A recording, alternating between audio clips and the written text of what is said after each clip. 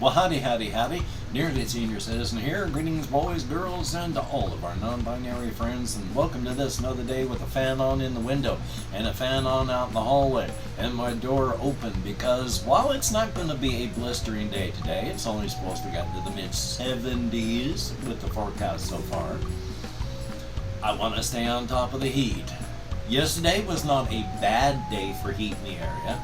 And with the fans going in the door the way I had it, with a fan right in the door and the door wide open around it, it kept it from being too hot, and that's a good thing. Hopefully you did well in your area of the world. I don't know what it's like. I mean, it's hottest year on record this year. Let me turn off my Bluetooth speaker. Power off. Indeed. So, I have a couple things written down on my list, but first off, I didn't even get to go walkies last night. And it's I have an itchy spot. And it was just an absolute my fault. It was not a bad day, but I was recording, and then I edited, and then I rendered, and then I uploaded, and then by the time I was all done, I could have gone while I was busy. I could have gone while it was busy rendering, gone on walkies and such, but I didn't. But I just didn't go at all, because it was 8:30 and some odd by the time I actually finished. Oy vey. So I didn't go anywhere. I didn't, aside from just walking out the front door and all that, I didn't leave the house. So today I've got to definitely go all the way up to Walmart and back, because I didn't go anywhere at all yesterday. I had been originally planning to go just to Safeway, but then it was so late I didn't even manage that. Am I going to get another video done today? I don't know. I want to, but there's stuff I got to do and such like that, so we shall see. Hopefully I can get stuff done. Hopefully you can get stuff done. That would be a definite thumbs up. Checking the rest of my list here. One of the things I want to talk about is stuff that they've talked about in like lessons in meme culture, and all these places are talking about it, so now it's my turn with the whole NPC thing.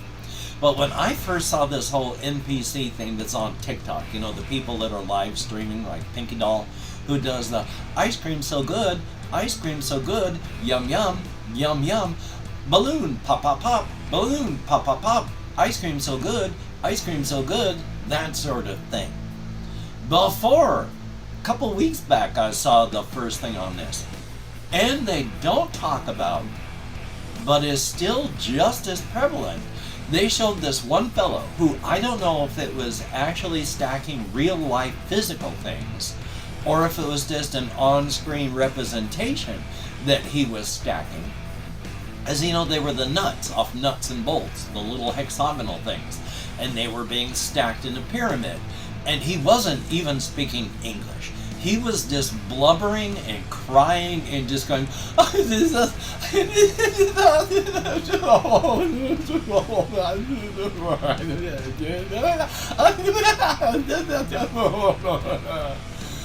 and he was crying as he put them back up, and then laughing when he took them off, because he'd been live streaming and people were saying, pick one up, put one down, pick one up. And so he was just crying because he was never being allowed to finish, and it was just taking hours and hours and hours and hours of him just sitting there and stacking these things, whether real life or just on-screen representations. I see all these other NPC things they talk about, but not the other weird ones like this one fellow. So if you do see stuff about Pinky Doll and others that are doing all this NPC live streaming stuff, remember there's more than just what they're showing you. And it's not all kink and fetish stuff. I mean, it may be, but it's not anything that you can obviously tell would be. So it's out there. Thumbs up for that. Yay! The other, there's a lot of things, but one of the things that I wanted to talk about as well, because I talked about this, I mentioned this to somebody in comments or on Twitter, I cannot remember, about the whole skibbity toilet thing. What's most impressive to me about this is the things that look worst, most low poly are the guys in the toilets. They're just toilets and then the head's coming out on a neck, and then when they get flushed away they go down back inside the toilet. The toilets are kind of low poly, the guys are definitely low poly. Everything else is, it's done in Source Filmmaker, which is a free thing released by Valve ages ago. And so it is just a free video maker that he's using. So he's got each of those models made up. Now, whether or not this person actually made the models, or whether they're yanked from something yanked from something else or not, I don't know. But they are very high poly models for a lot of these things.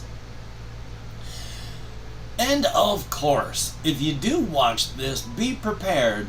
There is a lot of copyright infringement going on. I mean, just in the first place, that whole Skibbity song in the first place is from a Turkish song that's just been sped up. And so it's right there, there's copyright infringement.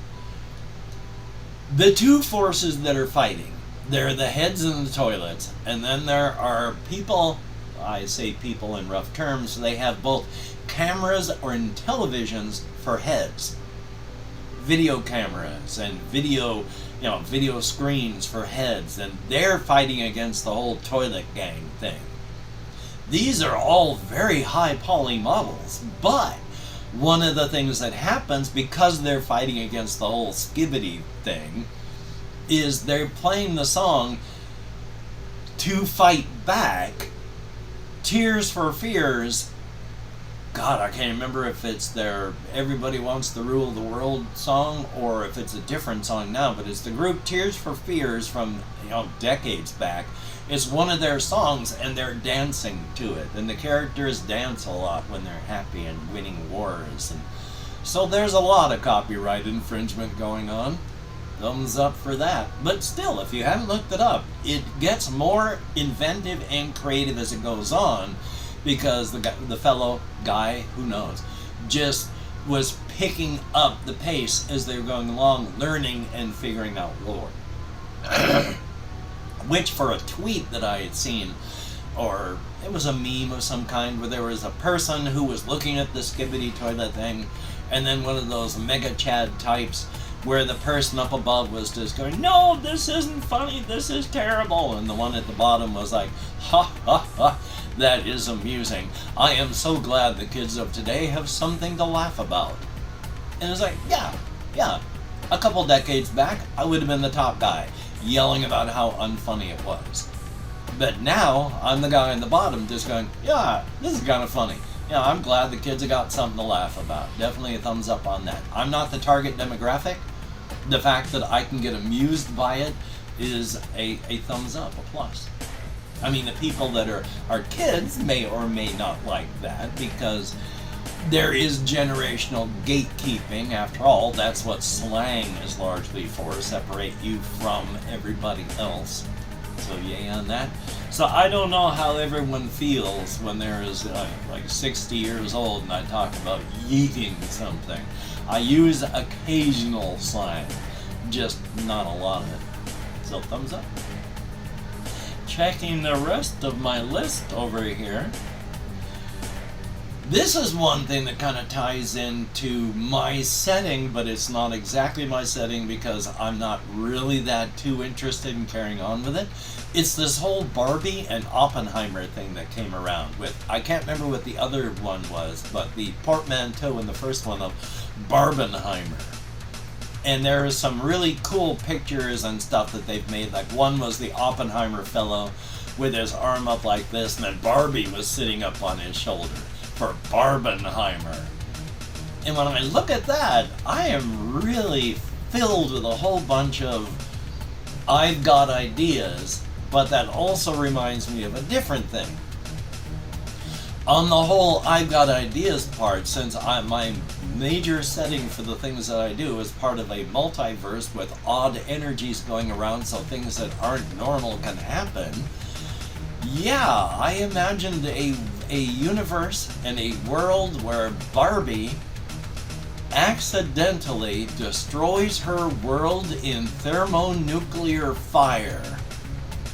but by doing that, alters herself and a few others so that they can actually step out of their universe and into a new world. At first, she doesn't realize that that's happening because her world is being just destroyed by thermonuclear fire.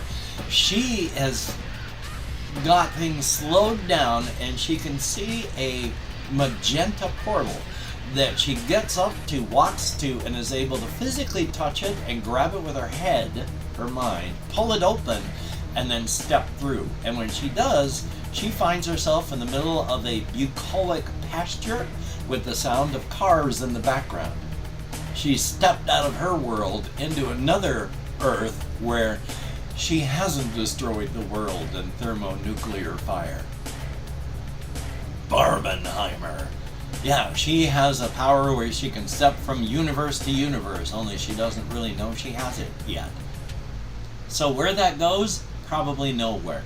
But that did remind me of a comic book series from 1991-ish that I really liked. I don't know if I still have it. I hope it was one of those that I kept, since I used to have 30,000 comic books, sold the vast majority of them, and then drank just alcohol with all of the money. I drank my comic book collection, except for a small handful, a stack about this tall, wide, tall, stack them up this way. And that's about all that I have.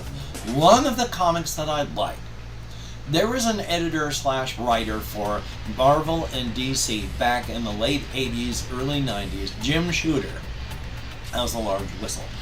Jim Shooter. I did not like the work that he did on places like Marvel because I did not like, and I still don't like, the whole stupid Marvel. They had the Secret Wars where they took all of the good guys and all of the bad guys in the Marvel universe, dumped them on a planet and said, fight. It was stupid. Really, really stupid. But when the editor left, Jim Shooter left, he went on to form Valiant Comics. And then he started writing like the first couple issues and runs of most of the books. And he did good stuff. He took older heroes from like Gold Key Comics from like way back in the 50s and 60s of last century. Old characters that weren't being used, got the rights for them, and then remade them. And so there was Solar, Man of the Atom. The first 10 issues of this comic book were rather amazing. Because as you find out what's going on, there's Solar the Man of the Atom, Dr. Solar, and then there's Phil Selesky. And Phil is trying to stop Dr. Solar. And you find out through this 10-run issue that they're actually the same person, and Phil is trying to stop Dr. Solar because he got split and jumped 4 weeks into the past, because what gave him the power to become who he was also formed a black hole that destroyed the world. Just wham! Gone, everyone dead. And he finds himself thrown back in the past, but he's split into those two. So he wants to stop Dr. Solar so that this doesn't happen. And of course, at the end of issue 10, that's when, boom, the world is destroyed through the black hole. The thing that was leading up to this, in the first 10 issues or so, they would have a 2-page spread of just a scene from the book. That when you opened up those 10 or so issues and you laid them out on the floor, they formed one gigantic panel of the black hole destroying everything. And as it turns out, this person, Phil Selesky, didn't get thrown 4 weeks into the past. Yeah, the world was destroyed. He got knocked into another universe through this whole dimensional multiverse stuff. So it was a very chilling first run of the series. Or not the series, first issues of it. And then there were battles and fights and things went on, and Valiant was destroyed, and That was sad, but I really liked the stuff that he did for Valiant.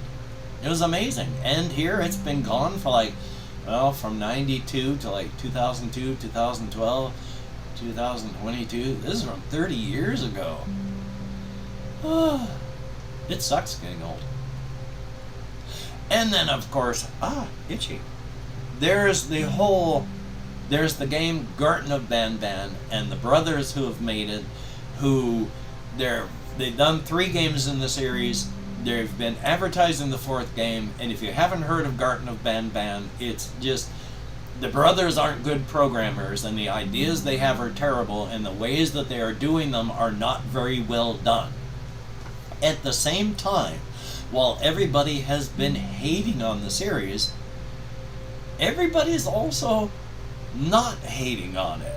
As much as technically and graphically and all this, it is just horrible, everybody's getting kind of invested in the story because it's a really, really bizarre story. The idea being, X number of time ago, in this kindergarten, all the kids vanished, you're one of the parents, you're going in there trying to find out what happened.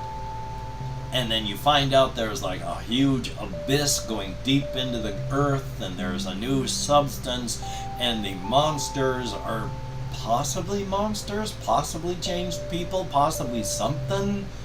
And even though the monsters are stupid and everything is ridiculous, it's also, people are getting invested in it. Technically, and all that is a game, terrible. Story-wise, awful. Altogether, actually kind of interesting. And then there's a fellow, Unique Geese, where he was sort of offended by the first game, and he wanted to teach himself programming because he wants to be a game designer, and he spent 1 week buying assets, teaching himself Blender, and teaching himself how to program, and then using art from some of his friends and such, and the stuff that he had bought and done, he made within 1 week, a remake of the game that actually was good and scary. So, because he actually pissed off the brothers by going and using their stuff and had been stripping the stuff out, because he wasn't trying to offend them, but he did because they're kind of touchy, but life is life on that. So he's been working on his game, and who knows what's going to happen, but Garten of Banban. Look up a Let's Play on it. Don't ever play it. Just watch a Let's Play and look up the Garten of Banban by Unique Geese. Interesting stuff. Past that though, checking the time, I'm going to go through and thank first these people that I've gone and listed up here. These are my Patreon patrons. I added them onto there. Even though I still feel like I've been punched, it's not a good feeling. It's not as bad as it has been. So thank you, each and every person that is one of my Patreon patrons. Thank you, each and every one of you that has donated to my PayPal, though it's been a while. Nobody is required to. And thank you, each and every person that has donated to my GoFundMe.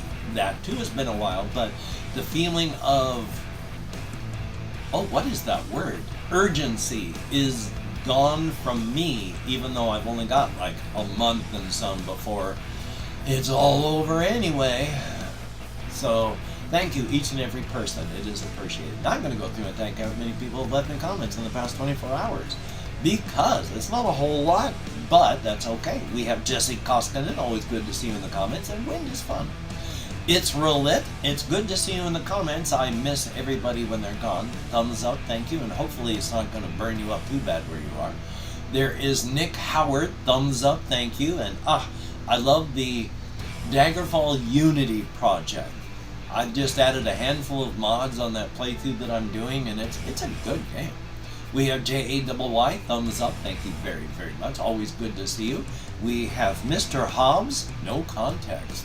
Nexor EH, whom I feel, boy, I wish I had a magic button where I could do things. I feel horrible knowing that things are going so bad for you. I am so sorry, and I wish things were better. There is SH Margie the One, thumbs up and thank you. Fluffy Big Butt, who wonders if I'm ever going to play Minecraft again, and yes, I am. If not on here, if on the PlayStation 4, I'm just my head. I have to be in certain places for certain games, and my head. It's been no fun. We have Mr. Chris Ryan, thumbs up, thank you, and 77 Arcturus. Good to see you in the comments as well. Definitely a thumbs up. Hopefully you're going to do well where you are, and hopefully things are all going to go well for each and every one of you, because you get me out of my head and into the world and dealing with real people. Thumbs up and thank you. Well, son of a gun, I gotta go get the landline to bring it up here in case anybody wants to call. I need to call the Social Security people because they have my wrong phone number. So if they've been trying to get in contact with me over the years, no wonder they haven't been able to. They haven't been calling me, they've just been calling some random number. Joy. So I need to call them and do such like that. Past that, I'm going to try and take it careful and easy and try not to burn up. Oy vey. Fan in the window. Going to get that fan in the door later this, morning, most likely. So yay. Still though, hopefully you're going to get done what you can get done. Hopefully if you do not, don't beat yourself up because there's no need for that. So, until we meet again, you take care, have a great day today. I will see you on the flip side, and that is indeed a very good thing as I tug obsessively on my shirt. Life is life though, isn't it? Okay, so we gotta turn this on, and then you have a great day, and I will see you on the flip side.